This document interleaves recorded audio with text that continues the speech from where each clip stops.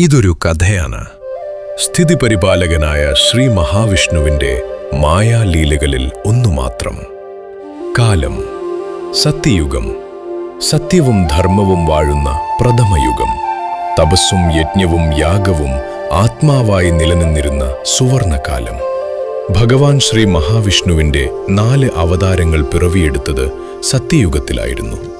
മത്സ്യവും കൂർമ്മവും വരാഹവും നരസിംഹവും.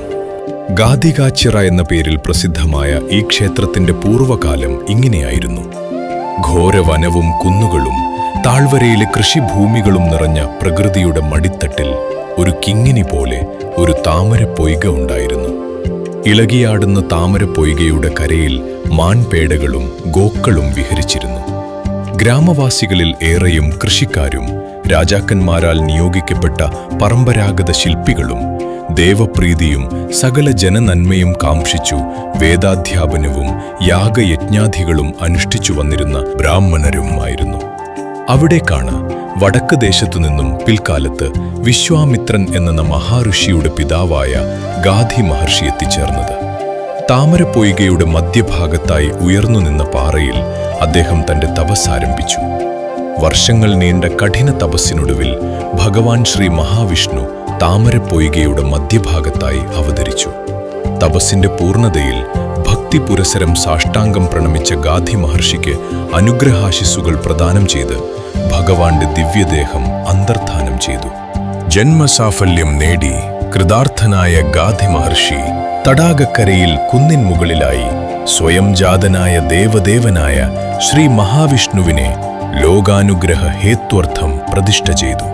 പിൽക്കാലത്ത് ഗാധികാച്ചിറ മഹാവിഷ്ണു ക്ഷേത്രമെന്ന മഹാക്ഷേത്രമായി പരിണമിച്ചു. കാലങ്ങൾ കടന്നുപോയി.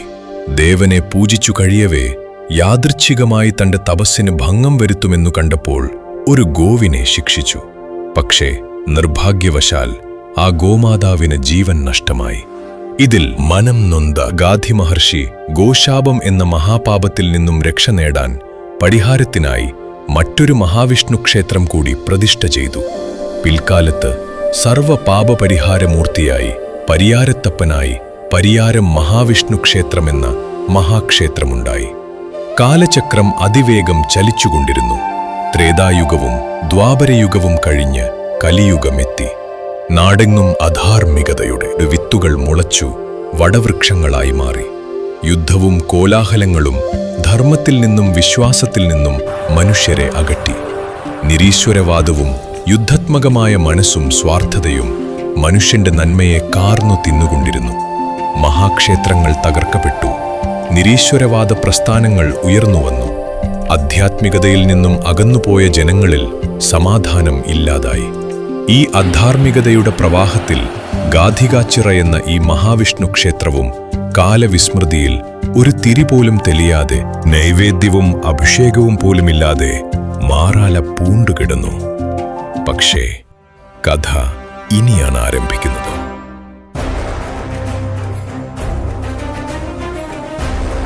ചരിത്രമാണ് പിറക്കുന്നത്. പഴമയുടെ പൈതൃകവും പ്രതാപവും ഇനിയൊരിക്കലും തിരിച്ചു കിട്ടില്ല എന്ന് വിശ്വസിച്ചിരുന്ന ഒരു ജനതയെ കാലാകാലങ്ങളിൽ നിയോഗിക്കപ്പെട്ട ക്ഷേത്രപാലകർ പുനർനിർമ്മിച്ചുകൊണ്ടേയിരുന്നു. ആത്മവിശ്വാസം നഷ്ടപ്പെട്ട ഭക്തജനങ്ങളെ സത്സംഗങ്ങൾ കൊണ്ടും നിശ്ചയദാർഢ്യം കൊണ്ടും സംഘടിപ്പിച്ചുകൊണ്ടേയിരുന്നു.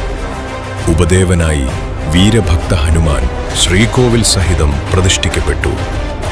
നിയോഗിക്കപ്പെട്ട ക്ഷേത്രപാലകരെ സാന്നിധ്യം കൊണ്ട് ഭക്ത ഹനുമാൻ മുന്നിൽ നിന്ന് നയിച്ചു. യോഗനിദ്രയിൽ, അനന്തശയനത്തിൽ എല്ലാം കണ്ടും കേട്ടും ഭഗവാൻ മൗനം പൂണ്ടിരുന്നു. അതെ, സമയം സമാഗതമായിരിക്കുന്നു.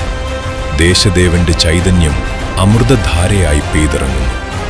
കലിയുഗത്തിന്റെ ആ അധാർമികതയ്ക്കു മുന്നിൽ പകച്ചു നിൽക്കാതെ ആധ്യാത്മികതയുടെ പടവാൾ കൊണ്ട് ഭക്തസഹസ്രങ്ങൾ പോരാളികളായി പരിണമിച്ചു.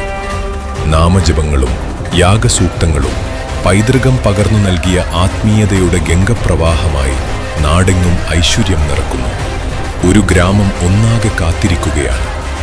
മഹാസുഹൃതയാഗം സൂര്യഗായത്രി എന്ന മഹാമന്ത്രം 96,000 ഉരുജപിച്ചുകൊണ്ട് വൈദിക വിധിപ്രകാരം ആചാര്യശ്രേഷ്ഠരുടെ കാർമ്മികത്വത്തിൽ നടക്കുന്ന മഹായാഗം ഇതൊരു നിയോഗമാണ്. ഈ യാഗഭൂമിയിൽ എത്തിച്ചേരാൻ കഴിയുകയെന്നത് സുകൃതമാണ്. ഓരോ ഭക്തനും സുകൃതം പ്രദാനം ചെയ്യുന്ന മഹായാഗം.